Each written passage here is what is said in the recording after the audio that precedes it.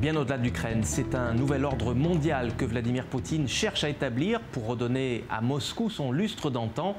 Et pour atteindre cet objectif, le président russe avance ses pions inexorablement au Maghreb et au Moyen-Orient, dans le boulevard que lui ont trop longtemps laissé les Occidentaux de la Syrie à la Libye, acteur incontournable des grands conflits en cours, ce qui explique sans doute les condamnations timides à Jérusalem, au Caire ou à Abu Dhabi. Regard ce soir sur l'impact que pourrait avoir la guerre en Ukraine sur le Moyen-Orient et sur le Maghreb, en commençant par l'urgente question du blé russe et ukrainien. Ariane Ménage.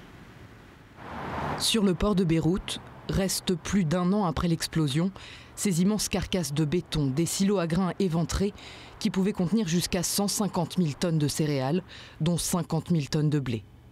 Privé de ces infrastructures, le pays ne dispose plus que d'un mois de réserve. Sans la présence de silos au Liban pour stocker le blé, nous importons du blé en fonction de nos besoins.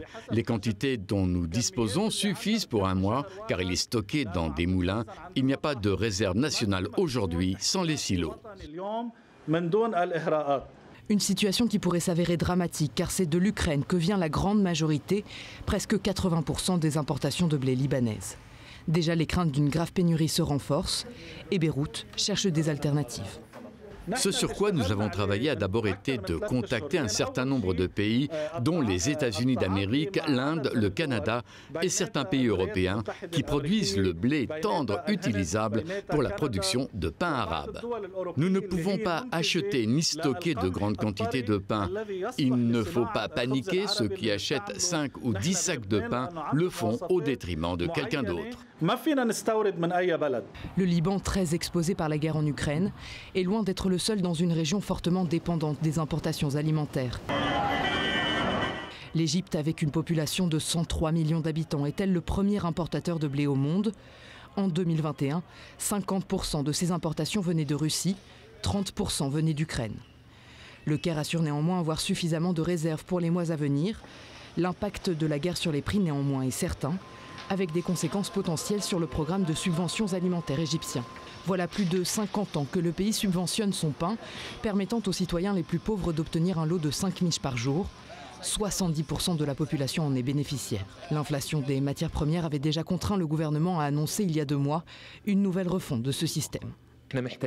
Nous devons aujourd'hui revoir l'ensemble du dispositif de subvention et c'est sur cela que nous travaillons actuellement. Nous y travaillons car je suis convaincu qu'il y a beaucoup de gens qui bénéficient de ce régime alors qu'ils ne le méritent pas. Une guerre en Europe qui pourrait aussi aggraver une situation déjà dramatique au Yémen, où des millions de personnes souffrent de la famine. Nous excluons littéralement 8 millions de personnes de l'aide alimentaire parce que nous n'avons pas le soutien dont nous avons besoin. Juste au moment où vous pensez que ça ne peut pas être pire, vous avez maintenant l'Ukraine. Et la guerre en Ukraine va vraiment créer une détérioration économique dans le monde entier. Les prix du pétrole, les prix des denrées alimentaires. La moitié des céréales du pays viennent actuellement de Russie et d'Ukraine.